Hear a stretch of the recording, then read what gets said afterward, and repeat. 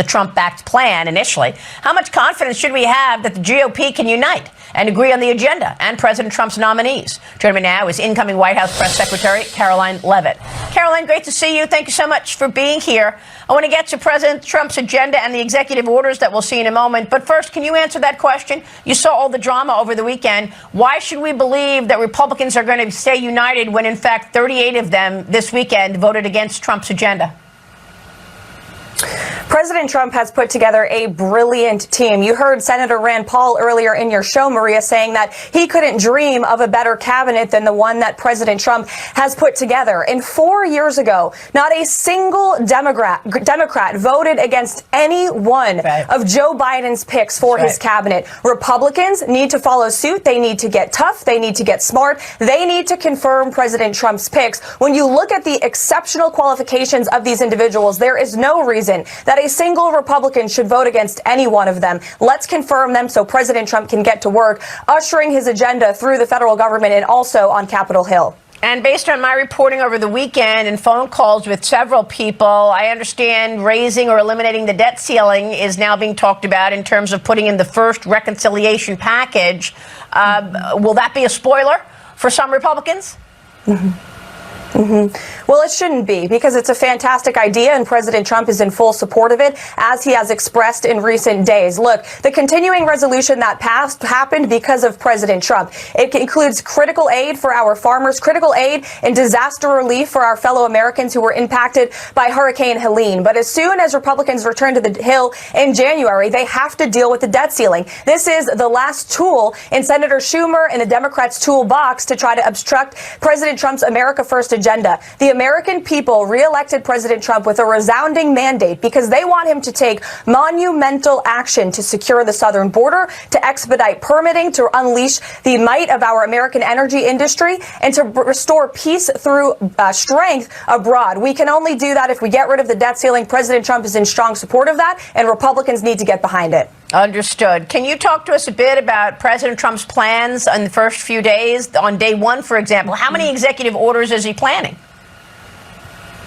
Well, President Trump isn't even back in the Oval Office yet, and we're already seeing the Trump effect. Small business optimism, Bitcoin, the stock market have all surged since the November 5th election. You saw the CEO of SoftBank announcing a $100 billion investment in AI, critical infrastructure, and jobs here at home. And it's not just at home. We see the Mexican president is now slashing cartels on their way to the southern border in caravans. You see Canadian Prime Minister Justin Trudeau flew to Mar-a-Lago in about 15 minutes when President Trump threatened tariffs. They just unveiled a $1 billion border plan to secure our northern border. So President Trump is already acting as the president. He's already taking steps to make real change for the American people. But as for executive action on day one, yes, he will use the power of his pen to deliver on many of the promises he made to the American people on the campaign trail to secure the southern border, to fast track permits for fracking, for drilling, and to also take executive action to stop some of the transgender insanity that we have seen take over this country. I think the American people are going to be pleased with what they see from President Trump within mere minutes of his return to the Oval Office. You know, we're talking so much all morning about the first reconciliation package being about the border, because I understood that you didn't have the votes to get the border bill through from Democrats and others, and so you have to do it through reconciliation. What are the executive orders that you're expecting on day one regarding the border?